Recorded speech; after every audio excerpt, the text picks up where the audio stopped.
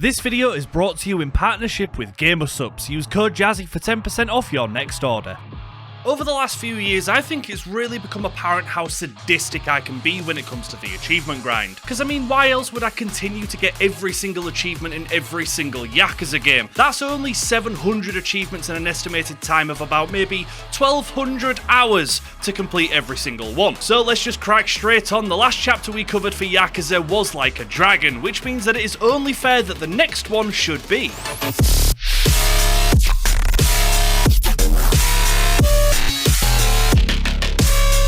Yakuza Infinite Wealth sees Ichiban travel to the tropical paradise of Hawaii to track down his long-lost mother.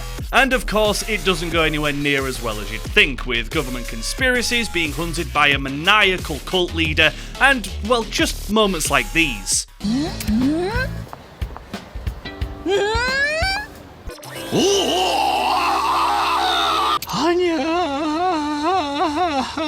So let's waste absolutely no time and get straight into it. Welcome to the Achievement Grind. Okay, so before we begin, we need to address the elephant in the room, the DLC achievements for Infinite Wealth. Now, the $20 DLC in question does in fact come with 9 new unlocks. However, we will not be getting any of these as the DLC is honestly a pathetic scam. For $20, you can unlock New Game Plus, which has never been paywalled before, but not only that, you get a single new dungeon. Spoilers ahead, but dungeons are easily one of the weakest parts of the games, and the base game already has two itself, so no, I am not going to be spending so much on DLC for absolutely no content. So that brings the achievement total from 74 down to 65. Hopefully you folks understand that I don't want to just partake in blatant robbery, and you literally miss nothing. Oh, and also, if you haven't watched my previous video on Like a Dragon yet, I would really suggest that you watch that first for all of the juicy context for this game. Anyway, the game begins with a ant, and Ichiban busy helping the lives of people at Hello Work. But who cares about work, because at the end of the day, we retreat to a familiar spot with good friends. Ichiban has a big case of the nerves though, as he loves Saiko, and wants to ask her out after the events of the last game. After a touch of liquid courage and some support from the friends, we pluck up and ask her. It goes well, and Ichiban is made up. Nanba and Adachi then help set up the perfect date, which goes honestly really well. That is until the very end. だからよ、さっちゃん。俺と結婚してください。 Jesus wept, slow your horses there, Ichiban. The day only gets worse for him though, as when he returns to work the next day, he immediately is fired for seemingly no reason. That is until a couple of young street toughs show exactly what happened. An extraordinarily popular Japanese streamer who focuses on sniffing out the truth of Japan. She exposed everything Ichiban did in the previous game on her stream, which everybody has already seen. We paste the youth into the floor, proving the point and move on, finding out later that Nanba and Adachi have also faced similar treatment. So together as a group, we decide to relive the glory days and become heroes once more.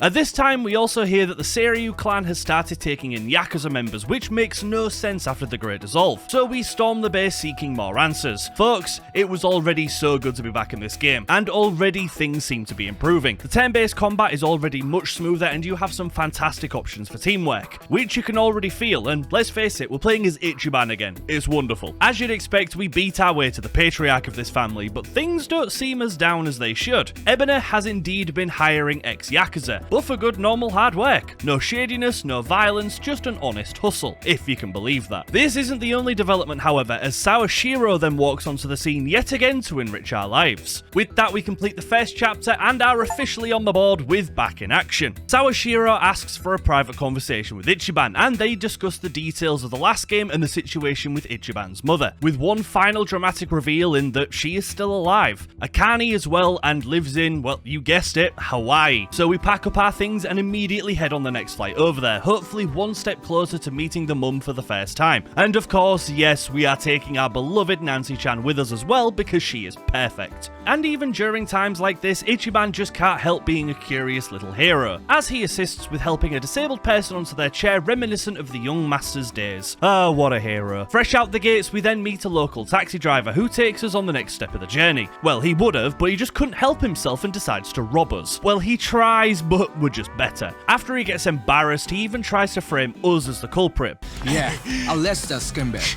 I'm pissing myself over here. But by an absolute miracle, AG, the gent we met on the plane, somehow rocks up on the scene to square this all out. With that sorted, we chill in Hawaii for the rest of the night, and AG even manages to track down our mum's address, as he is a rather talented computer whiz. Folks, this is a Yakuza game though, so things immediately go wrong, as the cabbie from earlier finds us yet again, but this time brings his boss and a gang with him to get some revenge. This is Yamai and his syndicate, and we shall be seeing him a lot through our time here, so for now we mulch his goons and carry on. With AG safe, we decide it's time to finally meet the mother. We arrive at the house, let ourselves in, and complete chapter 2, unlocking fish out of water. In the very next scene, we're in prison? Wait, what? How the smeg are we in prison? Well, thankfully, a policeman officer is here to clue us in. Unfortunately, Mum wasn't in when we entered the house, but Chitose, her housekeeper, gave us a right nice night, as we waited for her. We ate, we drank, and we woke up on the beach, which wouldn't be a problem if it wasn't for the fact that Ichiban has gone full tackle out, which got us into this tricky situation. Ichiban not wanting to spend even more of his years needlessly behind bars, he goes on the run and escapes, but someone catches up soon after.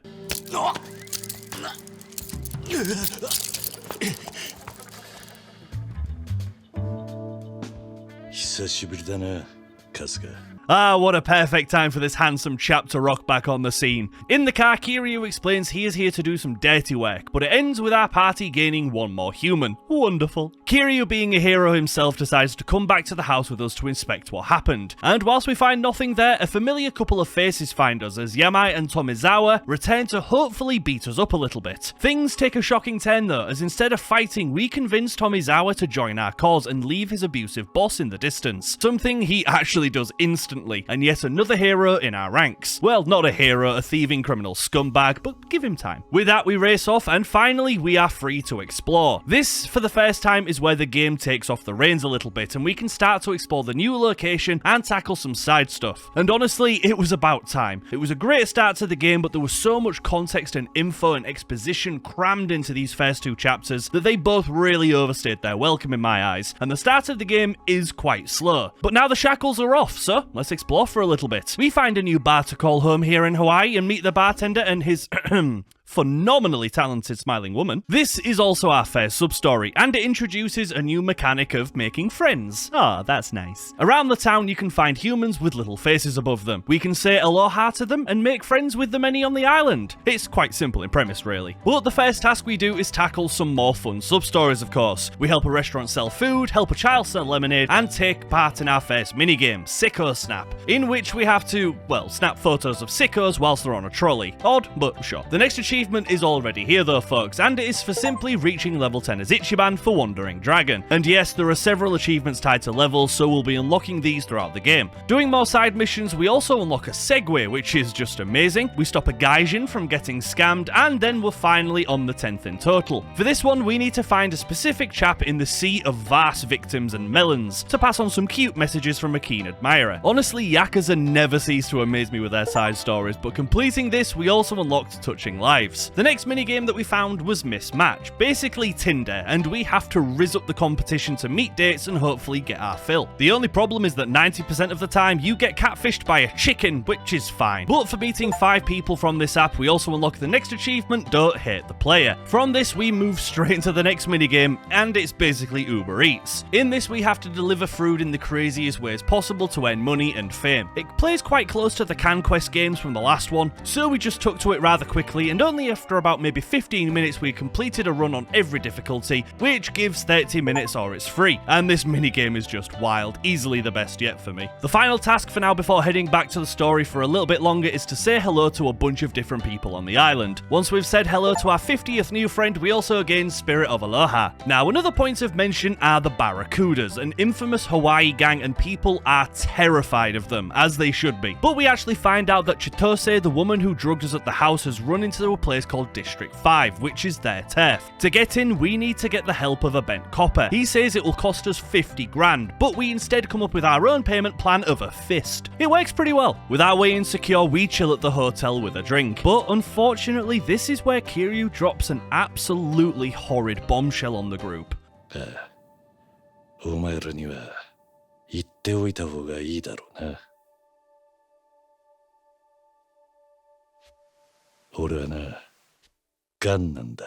Oh god, with that horrible news, the chapter ends and we unlock Time Marches On. Wanting to feel good again after the horrible news, we carry on doing more sub-stories, as I always want to do them when I see them to make the grind easier at the end. So for the next hour, we continued grinding them out. That is, until we reach a sub-story about Sujimon. This turns out to be in fact one of the biggest minigames with several achievements tied to it, and it works exactly as you're no doubt imagining. Your team of 3 try to beat another team of 3 with fun characters, wacky moves that you unlock throughout the game. This is our introduction to the minigame and also our 20th sub-story in total, so when we complete it, saving lives is also unlocked. For the next couple of hours, we slowly start to work our way through the Sujimon side quests, which are quite fun but we'll get into properly very soon. So for now, we went for another achievement. With Sicko Snap that I mentioned earlier, there are 3 different challenge courses to complete. For completing all 3, we unlocked Sicko Stopper. Time for more story. With the bent police copper's help, we then enter District 5, and it is quite intimidating. Not as intimidating as Kiryu's boot to their throats, so even with the odd hiccup, we make our way further in, looking for Chitose. We eventually do indeed find her, and again we have a bit of a heart-to-heart. Chitose says that she didn't really want to do any of this, she bit off more than she could chew,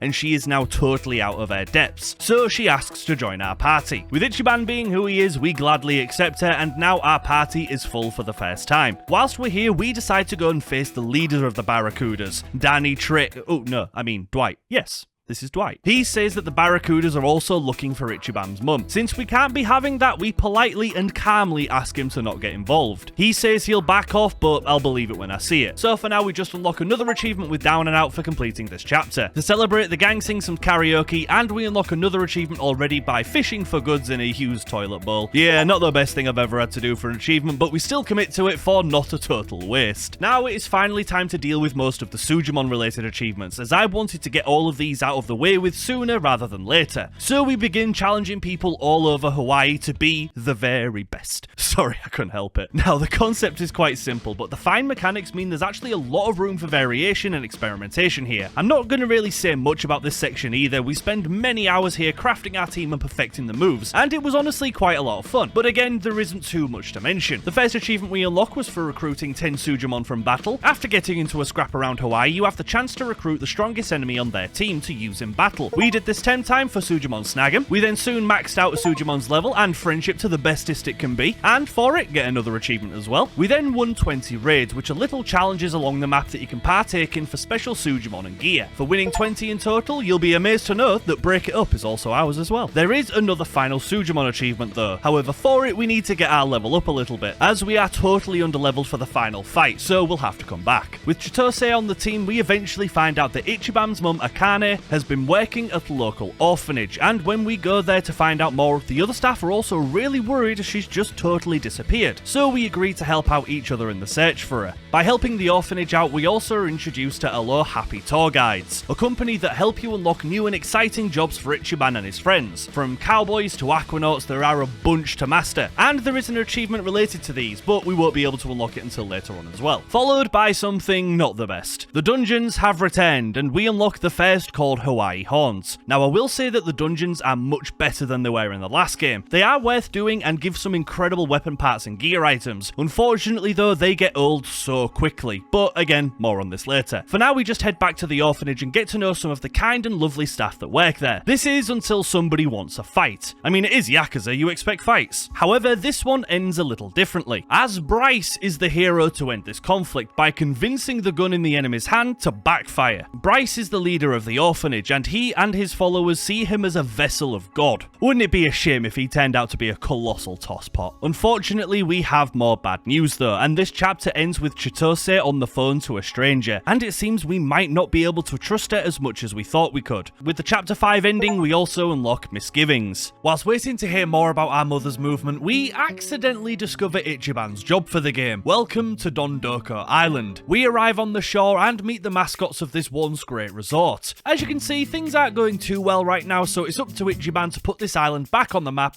and make it the best resort in all of Hawaii. Much like previous jobs in Yakuza games, when we unlock this, I decide to stick with it until it's finished. Hopefully it will give us plenty of money and achievements for the rest of the game. And indeed, it does both. The minigame itself plays exactly like a Yakuza Animal Crossing. Slowly break away the trash, build new houses and items so guests visit, and rid the island of pesky pirates who wish to destroy it all for their landfill. We need to pretty much finish all of this for the the achievements. It's a fun little side game, do not get me wrong, but I can't lie, towards the end it does start to overstay its welcome a little bit as it gets fairly grindy. Now again, I'm not going to really talk about the specifics, we're just going to sum up everything we did quickly and get back to the main story. To begin with, for the first maybe 5 or 6 hours we didn't unlock a single thing. We just spent our time perfecting what we could and slowly building our stats and ratings, and again there is a surprising amount of content here and it's extremely polished, to the point where if this was released as a solo indie title, I wouldn't question it. Alas though, we finally arrive at some delicious achievements. The first is simple, we just have to unlock an ability, as eventually we can run adverts inviting people to the island. For buying our first one, we gained Dondoko Agogo. Afterwards, we had managed to get the entire rating to 4 stars, a fantastic achievement which also unlocks us an achievement with Basking in Glory. With this, we are approaching the final stretch of the minigame. Now, one of the most important aspects of this is crafting, everything from hotels to restaurants or somewhere to pinch a loaf. We have to build it all, and for expertly assembling 100 different items, we gain Craftaholic. Just over an hour later, we finished the entire storyline for Dondoko, and for completing it, unlock yet another precious unlock.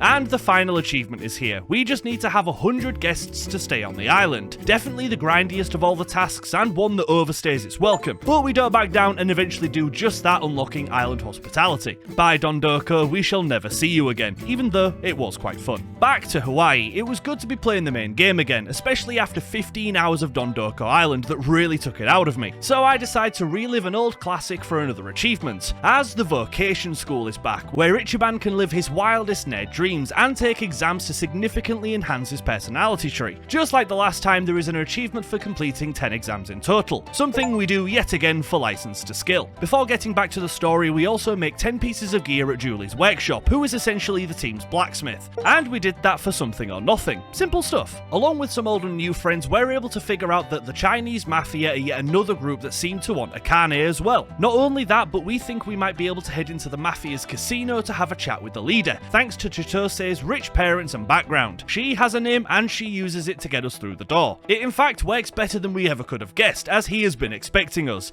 and invites us all into his personal fighting office to, well, have a guess. We, along with Nancy-chan and our new seafood friend, Olivia, beat him to a pulp and he reveals an overseer, somebody who is hell-bent on finding a carne, and it doesn't matter which faction gets her. This is proved immediately as a member of the Chinese Mafia immediately gives his life to the overseer, and goes for a long swim with no water. This proves a problem, as this is the signal to the overseer that shit has hit the fan, and now this man's child is in danger. Whilst racing out of the hotel, everybody is pursuing us. Wong To gets stabbed and we have no choice but to run into the forest, and that completes chapter 6, unlocking us hidden in plain sight. That is until Yamai once again walks onto the scene. He draws them out by setting the entire forest on fire. It works and it looks like we are in trouble. But until Tomizawa drives onto the stage with perfect timing. The gang throw themselves in the car, all except Kiryu, who is looking worse for wear, and we're forced to drive away whilst Kiryu stays behind and defends his friends. Don't worry though folks, we may have lost a friend, but we gain 2 more as Adachi and Nanba arrive in Hawaii ready to help in any way that these heroes can. Wanting to save Kiryu, we take the fight to Yamai, and after yet another scuffle with this cold-blooded bastard, he eventually gives it up. It turns out that Yamai isn't actually as hot-headed as we once thought. In fact, he is the one looking after Kiryu right now, and giving him the best treatment that they can. It's also revealed that Bryce is the overseer in question, that weird dude from earlier, big shock I know. But the scene ends with Kiryu and Nanba heading back to Japan to recover and to see what they can do from there. Now, remember earlier when I said that Aloha Happy Tours have an achievement tied to it? Well, it involves doing every activity on the menu. And since we finally have the levels needed, we finished with a lovely bout of yoga, also unlocking Aloha Happy as can be. From this, we immediately storm Bryce's orphanage to question him, but the slimy lizard slithers away, and we're left to deal with every single faction that he has on his payroll, which is everyone it turns out. To be honest, that's really all Chapter 7 is, as when we emerge the winners yet again, the chapter ends and we also gain separate ways. The story then swaps back to Kiryu in Japan. That's right, there are 2 main characters in this game, so it's time to spend a bit of time here with Kiryu, Nanba, and Sionhee of course, when she rejoins our ranks. They decide Kiryu needs a bucket list. His cancer isn't getting any better, so we need to figure out how to give Kiryu the best send-off. So we begin with a fun day of golf, darts and beating the stuffings out of humans. But it ends on a great note as we decide to pay Saiko a visit. She now owns and runs her own cabaret club. We clue her in on all of the events and she as well joins the team. Now honestly, I thought this was a fantastic idea.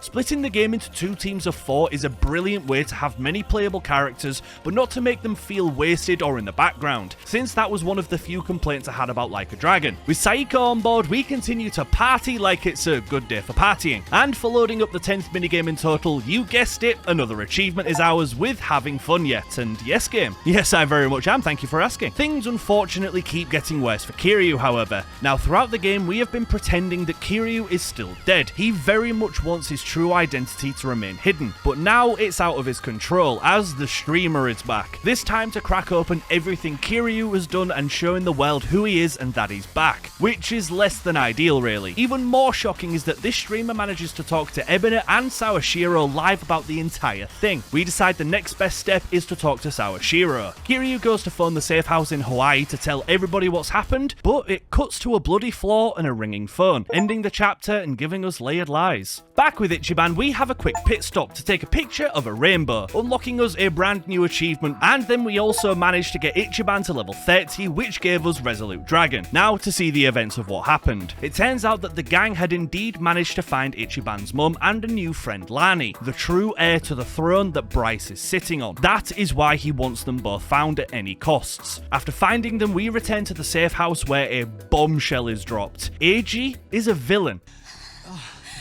この人の足はちゃんと動く。車椅子なんて必要ない。よかった。やっぱりうまくいってたんだ。 It turns out that he's been working for the enemy, and even faked his disability to plug on Ichiban's heartstrings about the young master. And it turns out Dwight already knows that they have them, and seconds later the Barracudas burst into the room and kidnap Lani, also shooting up the place and getting some of our dear new friends killed in the process. That chapter ends too with Ichiban answering the phone to Kiryu, and we unlock another chapter achievement with Found and Lost. Again with Kiryu, we tackle another side objective first before carrying on. Now as part of Kiryu's bucket list, we can travel around the map and reminisce over iconic moments from the older Yakuza games. Now, because I skipped most of them and went straight for Like a Dragon, I don't really have a clue about any of the context really outside of the Zero mentions, so we skip most of the details. Now, to address this as well, I first started Like a Dragon because I thought it was a completely separate story from the mainline games. I just wanted to see a glimpse of the future, if you get me, and I thought it was a lot like Judgment and Dead Souls in that way, but I was really wrong. If I knew at the time that the Like a Dragon games were really connected to the base story, I would have played the other ones first, so apologies for covering this in a weird way. But we shall get to them all eventually, I promise. But for finding 30 of these memories for Kiryu, we also unlock Precious Memories. Afterwards, Zao is the latest addition to get involved, which is fine by me I suppose, and together we go to question Sawashiro, and one of the cleanest intros to a fight I have ever seen begins.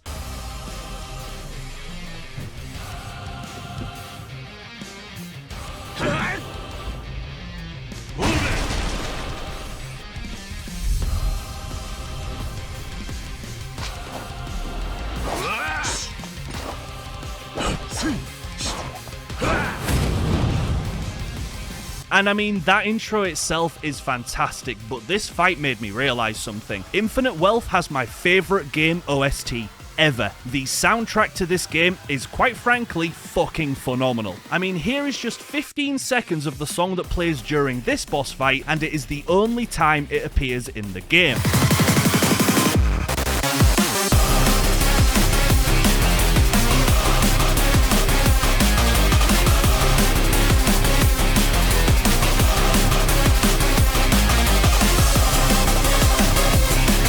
Jesus wept the way I ascended after hearing that for the first time, but it all ends the same as well as we continue to easily put Sawashiro into the floor. It turns out though, that was the plan. Sawashiro wanted to be attacked and to be thrown in the ocean so that he could meet up with us later and for us to really talk to him one-to-one. So, Kiryu happily obliges. We head down there and Sawashiro reveals all. It turns out that he is only playing along to figure out how deep this actually goes, and what Ebena's involvement actually is besides some nuclear reactors and something about waste. Kiryu decides to take a risk and trust Sawashiro, and with that, another chapter down and another achievement unlocked with Dying Breed. The next chapter starts with Bryce thanking all of his loyal followers for their help, and we see how deep this runs. But considering how deep and tragic this has all been, when we take over Ichiban once again, we decide to unwind and get some more side activities done. Firstly, we finish the last fight of the Sujimon battles that I mentioned earlier, and complete the entire storyline of this, of course, granting us another achievement with Suji League Champion. Similarly to the last games as well, you also have a bunch of achievements tied to your party and maximising everybody's bonds, but it really is done in a better way than the last game in my opinion. But we have the first achievement related to these, as it's finally time to get Tomizawa's final drink link, a moment where you share a drink and bond friend to friend. For going through all of the drink links with this nasty cabbie who we love, we also unlock Letting Go, immediately followed by fighting our 100th different Sujimon. When we register that beautiful triple digit, we also unlock Sujimaniac. Finally, for now, we decide to kit out the blacksmiths as best as we can. Similarly to the last game, we pay far too much money to this establishment, but it's not all bad news as we unlock some amazing new gear and, more importantly, the achievement investing in the future. I feel like I'm forgetting something though. Oh yeah, damn it, we need to save Lani, of course. By this time, Chitose has left the group. She is so incredibly ashamed of betraying them to Eiji, who is the person she was on the phone to. She left because, of course, why would they want her in the group after what's just happened? But it turns out it wasn't just because she felt guilty. She was also tracking Eiji down. With a phone call, we find out exactly where he ran off to. So we throw ourselves into Lion's Den and storm the club he's at. It turns out he is a cocky son of a bitch, but we get the last laugh as Chitose makes an incredible return with Ann Gunn, and sporting an brand new haircut. She rejoins the group, and it turns out that they are a lot closer to Lani than they think. She is at the club they're at, and Eiji willingly gives her to us.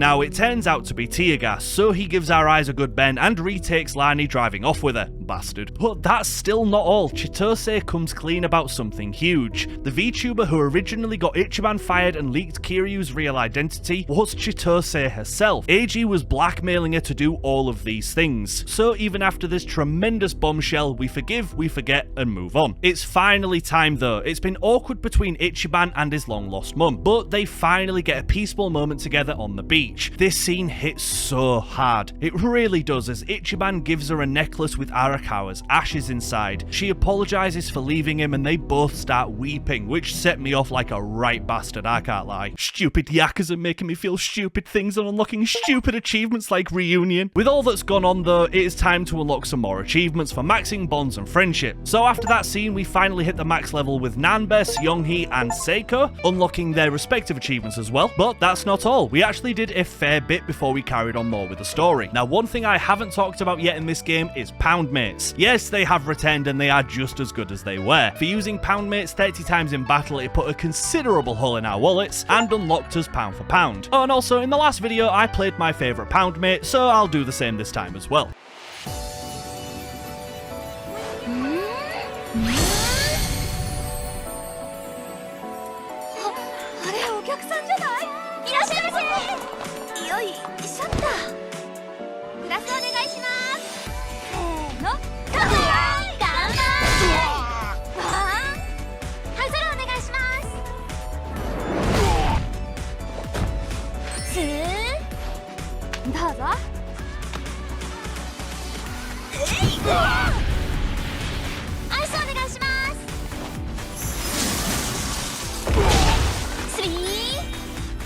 フィーバータイムです。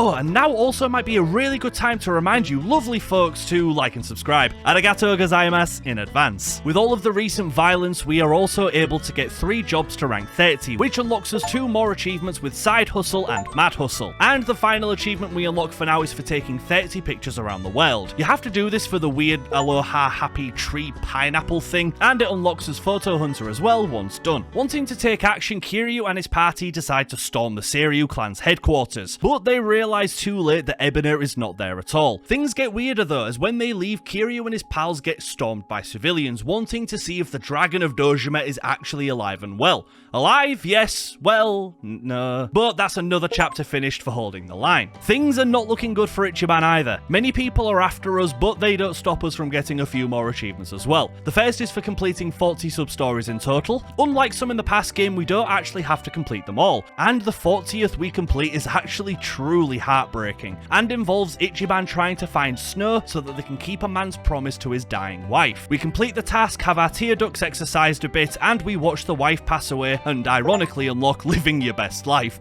God damn it, that's cold. Followed soon after by getting 7 jobs to level 30, unlocking us Ultimate Hustle. And we have another final drink link with Chitose as well, which as you would imagine gives us another achievement. For the final time though, a hero returns. Whilst the team is hiding out in a shrine pondering the next move, Jungi returns with the perfect answer. He knows of a boat that is going to be docking soon that apparently has come from a small island and is heading straight back there after picking up some cargo, shall we say. Once again, we go on another kicking spree until we arrive at said boat, and our suspicions are confirmed. Lani and Dwight are there and she was just about to get sent off to Bryce, so we decide to once again put a stop to that.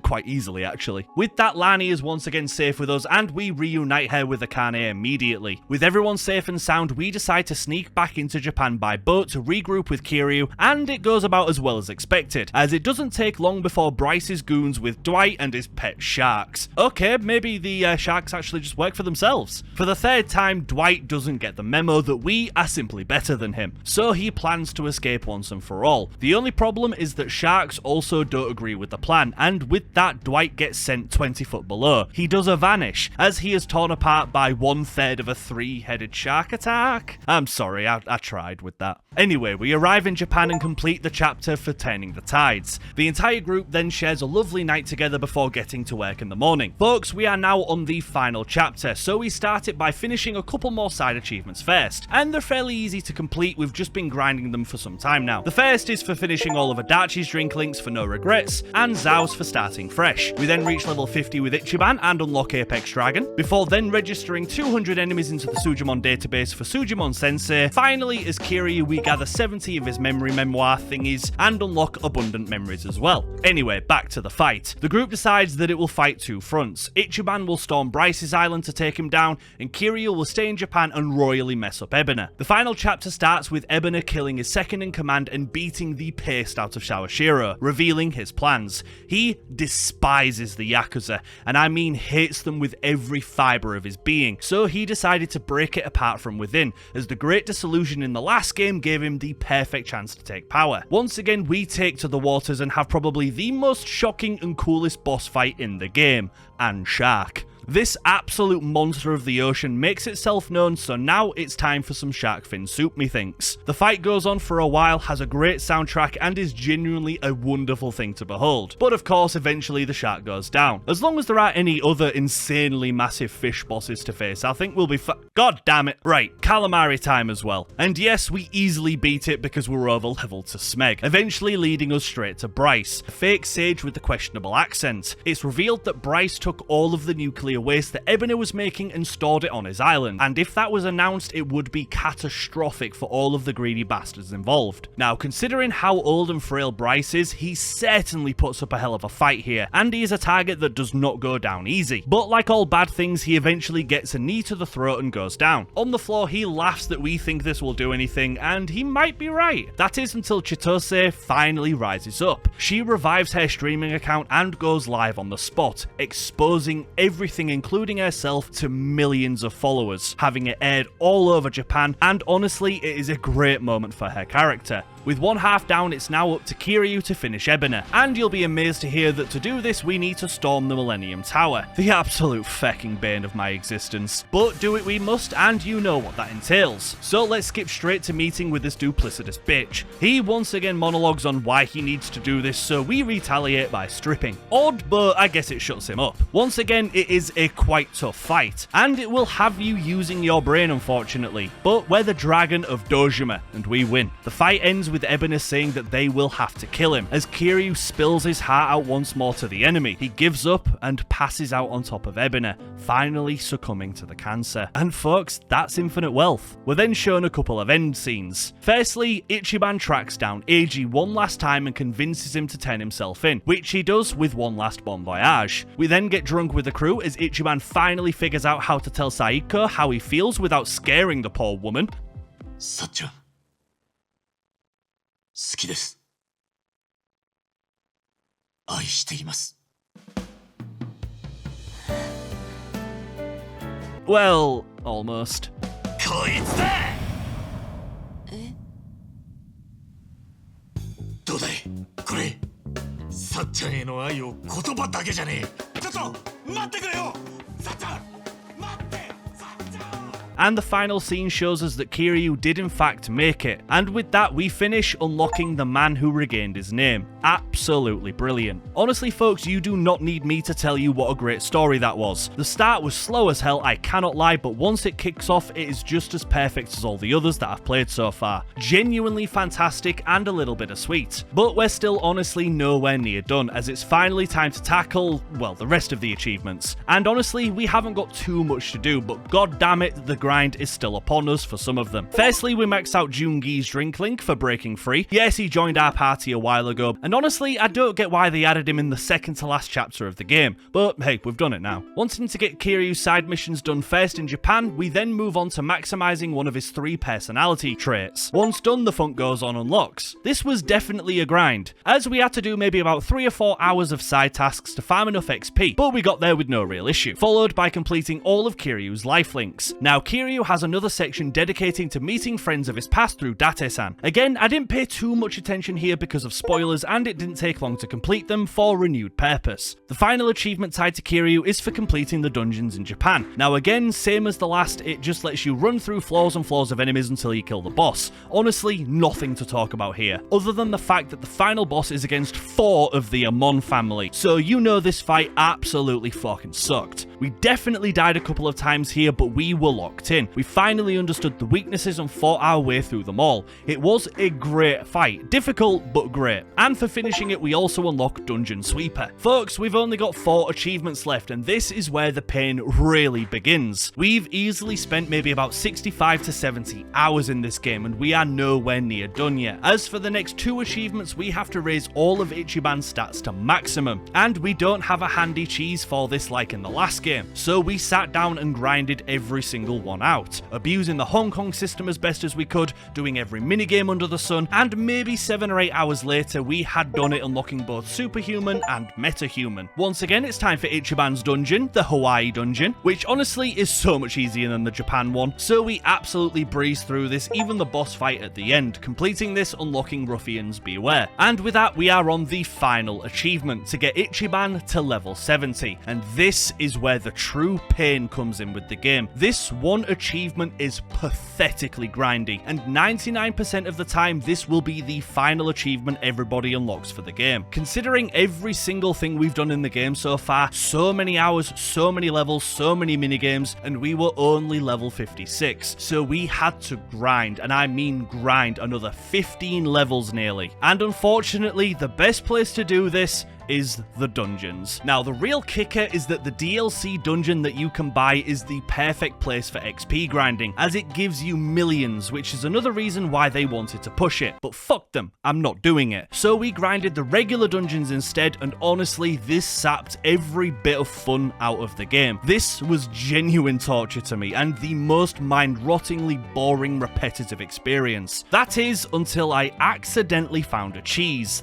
Thank god for cheese. After about 10 more hours in this dungeon, I found this room. Now at the very top is a vagabond, which are the best enemies for XP in the game, but by walking to the exit and back it actually respawns them in, which is huge because they are incredibly rare in Infinite Wealth. With this I was about to knock about another 10 hours of grinding off the total. By abusing this cheese, or whatever you'd call it, we managed to rise his rank to 65 within maybe about 5 hours. Luckily I had also bought 5 insta level up drinks, so when I hit level 65 we chug the rest and get Ichiban to level 70, unlocking Legendary Dragon and most importantly Infinite Wealth, for getting every single achievement in this mammoth of a challenge. Honestly, this game is another phenomenal entry in the Yakuza franchise, and I cannot sing its praises enough for the experiences that it gives the player. I don't think I have ever played a game that is so content rich and polished as the Yakuza franchise, and Infinite Wealth is another fantastic entry in the series. Not without its flaws, but we'll get to that, as for now, the grind is over. Honestly, as I said, Infinite Wealth was a phenomenal experience. I finished it a couple of weeks ago and I already want to play through it more. It is an addictive bastard for sure, but it does have its small problems, which are inevitable for a game this size. I've already mentioned the really slow start, but I will also say that Dondoko Island and Sujimon are fun, but they also overstay their welcome, which isn't a problem unless you're going for the achievements. And again, with adding characters so late into the game's story, I don't understand why they felt like they needed to add Jungi and Zhao, because you never really got a chance to connect with them again, but they are small things to complain about. The story though is fantastic, the charm is there in spades, the visuals are the best they've ever been, and this, as I said, has my now favourite OST of all time. But will it be my favourite Yakuza? Well, let's find out, as it's time to get to the stats. For Yakuza Infinite Wealth, it took us 92 hours to grind all 65 achievements that come with the game, meaning that we unlocked an achievement roughly every hour and 25 minutes. My rating for this game, as well as every other Yakuza we've played so far, is an astounding 9 out of 10. A point deducted for the reasons that I just mentioned before, but honestly, this game is still a phenomenal experience, and another Yakuza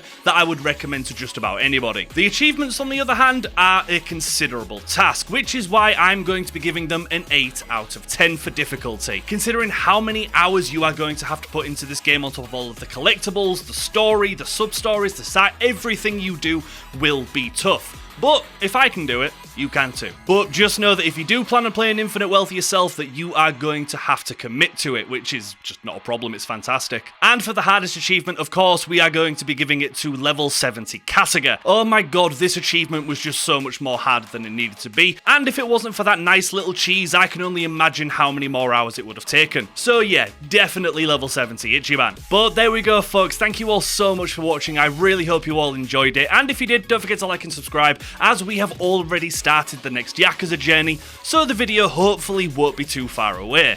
And remember, if you did enjoy this video, don't forget to click up there somewhere that'll take you to the Yakuza playlist where you can catch all of the Yakuza journeys. But I have rambled on for far too much today folks already. I want to thank you all again so much for watching, I hope you all have a fantastic week, and I will see you all next Sunday. So until then folks, take care, bye bye for now.